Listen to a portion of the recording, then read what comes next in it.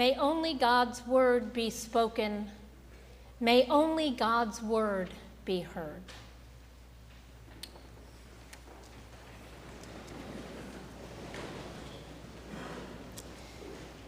Today's gospel is a familiar passage for many of us, but surprisingly, the Matthew version shows up only in the readings for Labor Day. These three important short parables come to us in the midst of the Sermon on the Mount. They are truly gems, but the trap with parables is they are open to interpretation.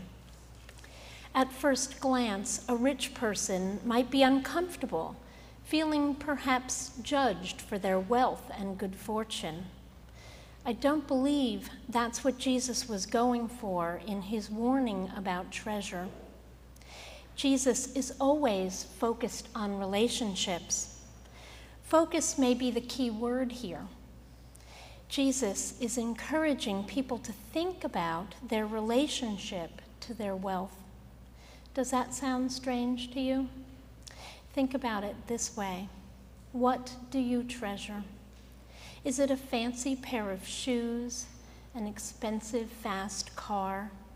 Those things are fine. Frankly, I love shoes, and good shoes, and I drive a nice car. But are they more important to me than the fact that the car takes me where I need to go? Jesus wants us to notice our relationship to the things. For example, if my car and shoes were more important to me than, say, feeding my family, then it's a problem. Jesus is concerned that a preoccupation with wealth and treasure will take our focus off the things that truly matter. The model his life sets for us. The example he gives about the eye as the lamp of the body would have been very understandable to the people he was talking to on the mountain that day so long ago. It was believed that the eye allowed the body's light, or lack of light, to be seen by others. Whether one's eye is healthy or not signals whether the person's life is full of light or darkness. Jesus doesn't want us to be focused on the things that lead us away from this light. Things that don't bring light to us bring darkness. A friend told me a story about her daughter the other day. This lovely young lady has graduated from college and is full of ideals and, frankly, wonderful dreams for a bright future for herself, and rightly so. Just having the treasure of a college degree with no loans on her back is quite promising. The world should be her oyster, and it is. But this marvelous young lady has taken her talents and used them to serve in a community that doesn't look like the one we live in, where higher education may be just a dream. But that's not the point I want to make. It's a sermon for another time, perhaps. Her mother commented to me about the radiance that her daughter had when telling her story about her time serving in this community. These people have just as much treasure as she does. It's just different treasure. Again, that's not the point of my sharing this story.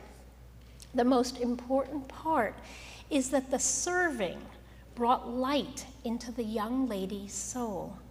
She radiated it. Think how good it feels when you have an opportunity to help someone else. Think of the times you volunteered with Homefront, perhaps. Maybe you painted a house, ripped up moldy carpeting, weeded a garden for someone else. Think of the outreach Sundays here at Christ Church. Maybe you made a sandwich, or you donated suits, or you packed a backpack. Whatever you do for others, those moments bring light to you. Today's collect stresses that we do our We not do our labor for ourselves, but for the common good. When we do for others, no matter what, this changes our focus. It brings us light. When we focus on our own wants and treasures, our belongings, that dims our light. We are looking inside and not up and out.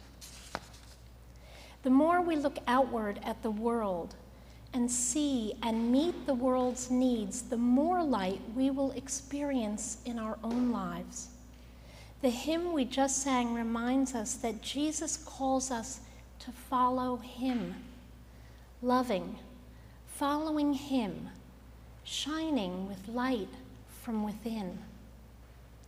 My prayer for us this week is that we will all gather as much light to our souls as possible.